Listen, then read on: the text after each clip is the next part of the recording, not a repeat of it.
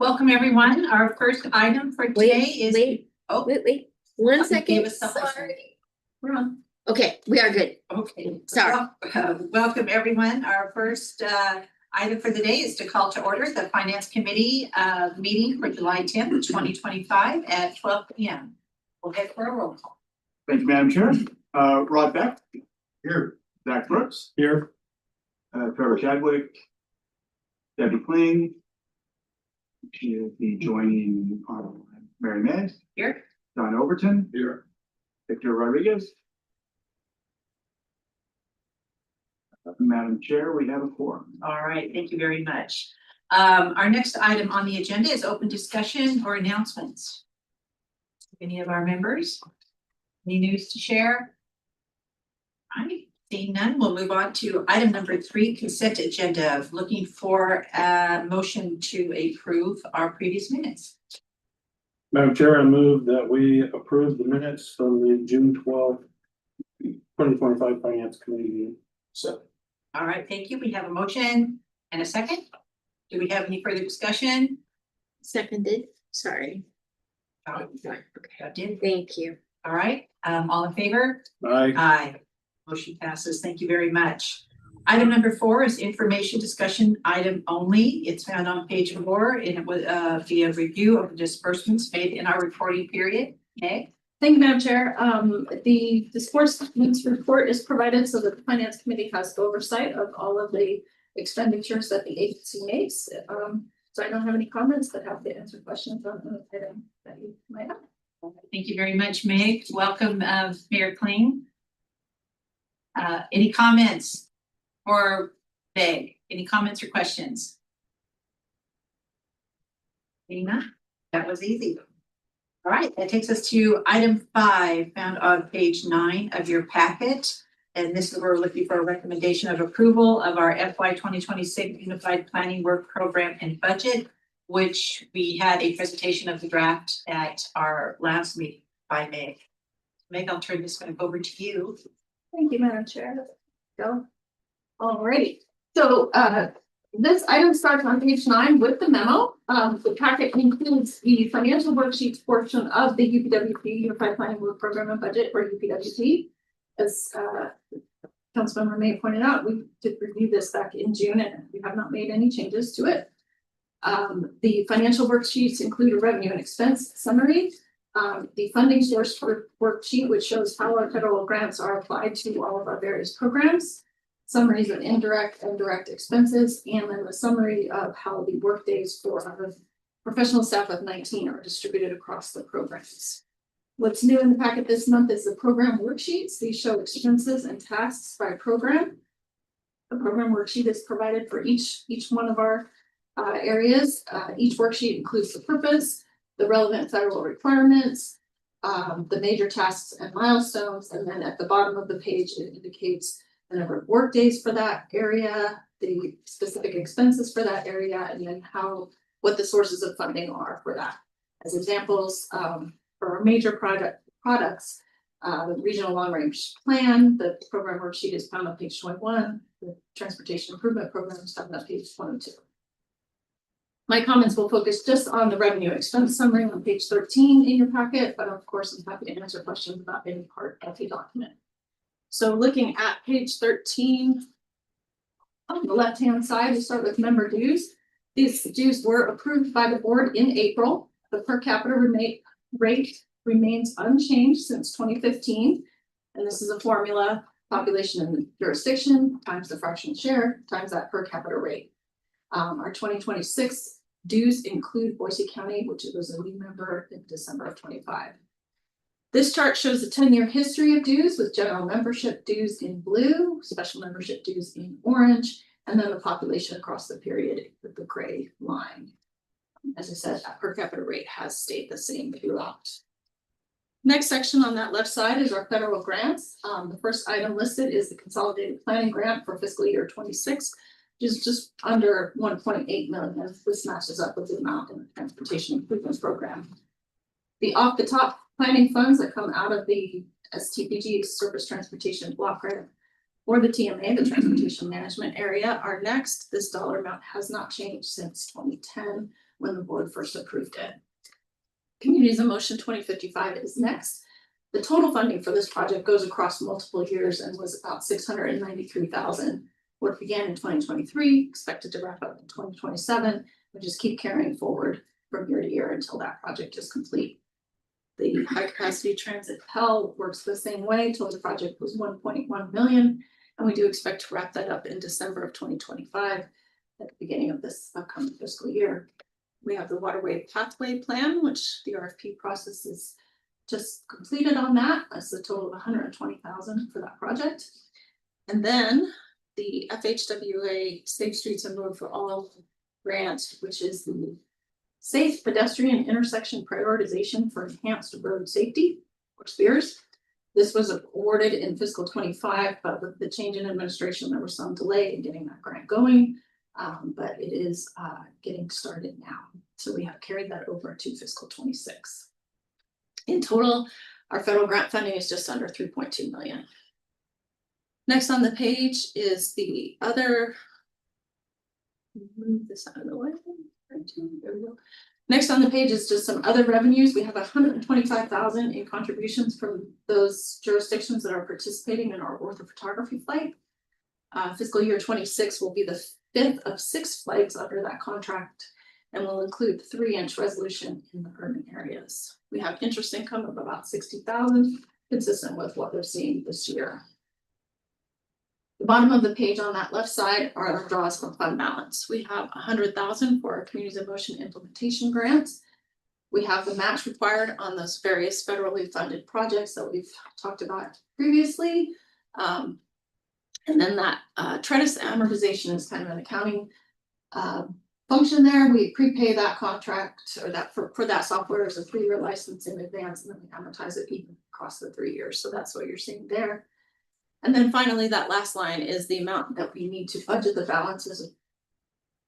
Balance the budget as they draw from our fund balance, just under 300,000. We need to be very mindful of that draw from our fund balance and make sure that we're staying well above the requirements set by the finance committee. Okay.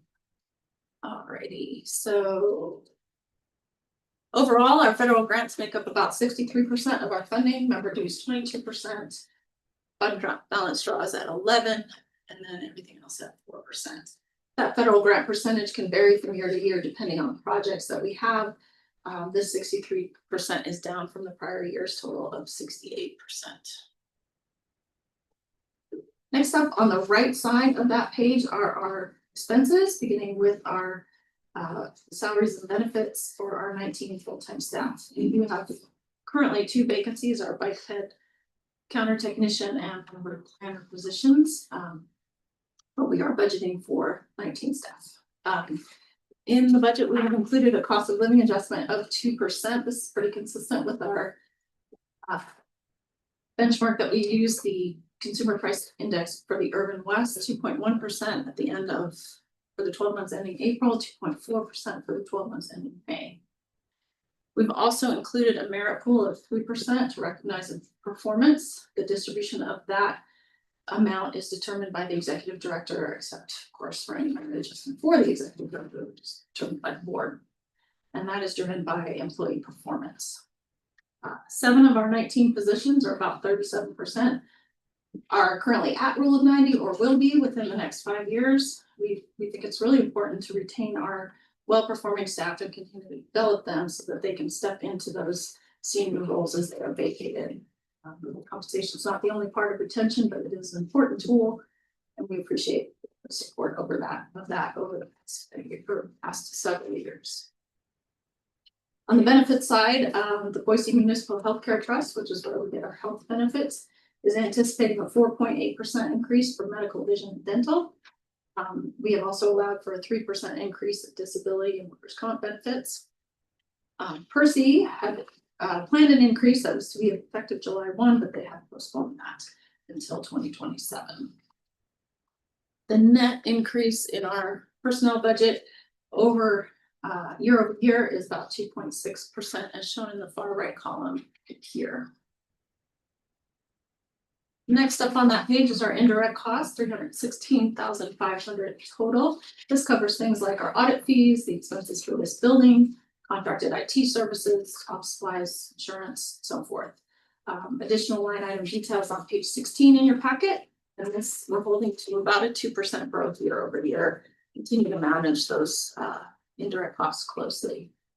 Lastly, on that page is the direct costs. As I mentioned, these can vary quite a bit from year to year depending on the projects that we have. Additional detail is provided on page 15. For several of these cost categories, such as long-range planning or communities of Muslim 2055, the high capacity transit Pell, safe streets and roads and grant, etc., there is directly corresponding federal funding for all of for those areas. The other direct costs are pretty stable and consistent with fiscal year 25. No major changes or growth there. That's it for my comments. I'm happy to answer any questions that you might have. Very good. Thank you, Meg. We appreciate all the comprehensive reporting that you do and notations. And I just thought you really keep us well informed. So thank you very much for the good work. Questions, comments for Meg? Madam Chair, Meg, I'm just curious on the merit pool, since the county's going through compensation and budget right now. We've done that in the past, correct? Pretty much every year. Yeah. How much of whatever percentage we set aside is exhausted or distributed? On a percentage basis, I would have to get back to you on that. We budget as if it all goes into effect on October 1, but of course merit increases are staggered throughout the year. If we have an employee depart, that they may not get that merit increase and so forth. So we can underspend that category, but in terms of year by year percentages, I have to.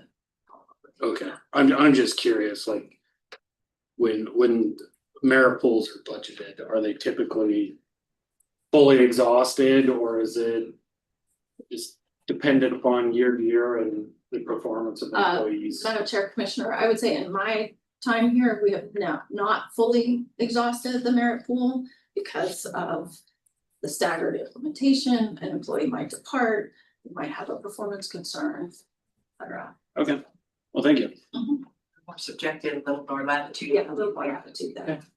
Good question. Mayor, Any other comments or questions? Mayor Kling has her hand up. Oh, we can't. Mayor Kling. Thank you so much. As a follow-up to the merit question, I have a question, and maybe I didn't see it. Is there a staff increase that is a COLA, cost of living increase, in addition to the 3% merit, or is it just a 3% merit? Madam Chair, Mayor Kling, there are both elements. There is a COLA increase proposed of 2% and then a merit pool, which would be determined by the executive director of 3%. So the potential is a 5%. potentially, yes. Okay, so I don't know I know what we're just working on our budget, and I know my understanding is based on the meetings I've had is the average around the valley is more in the 3% range. But maybe I'm wrong on that. Does anyone else have any comments on that? It just seems higher. It's higher than what we're doing.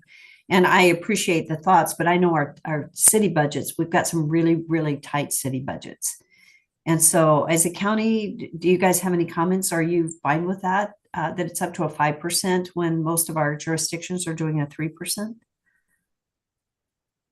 One question on that, Meg, when you say pool of 3%, is it just automatic 3%, or do you have the latitude 2%, 1% here? That's how I'm interpreting that. Madam Is Chair, that- yes, for it is strictly merit based. So a person could potentially not get that 3%, they might get 1, It's not 2, okay. etc. That's what I was thinking. It's determined by performance. The cost of living adjustment, the 2% would be across the board. It would shift the whole table. Got 2%. That's how I was tracking that. Does anyone have any comment or input for Mayor Kling? Madam Chair, I'll respond.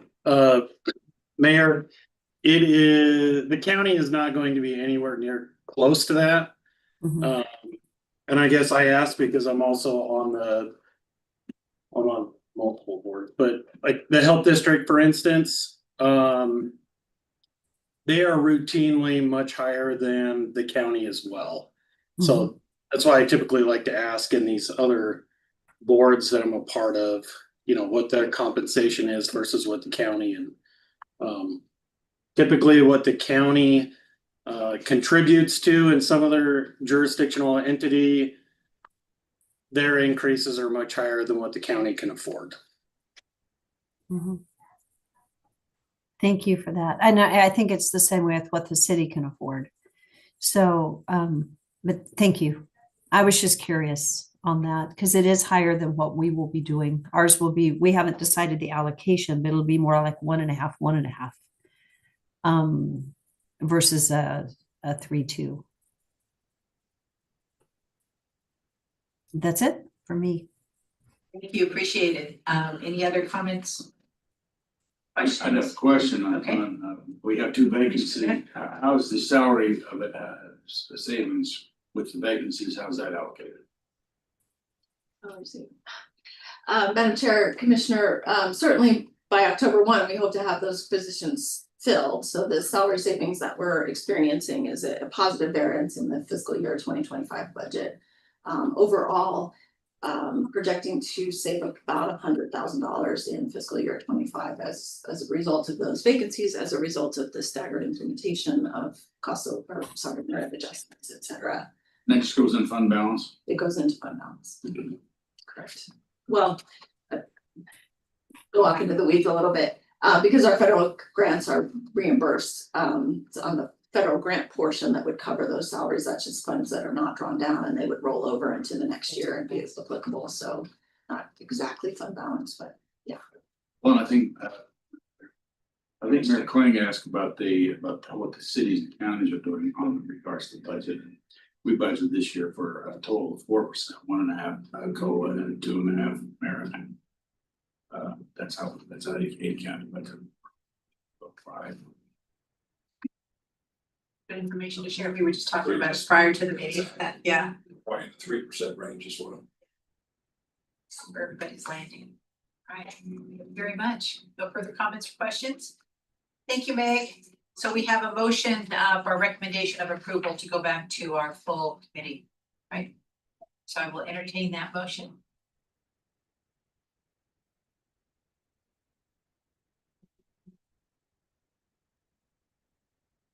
Chair. Recommend approval of the FY 2026 Unified Planning Work Program and Budget. Thank you very much. We have a motion. Is there a second? I'll second it. All right. Any further discussion? All right, hearing none. All in favor, please signify by saying aye. Aye. All right.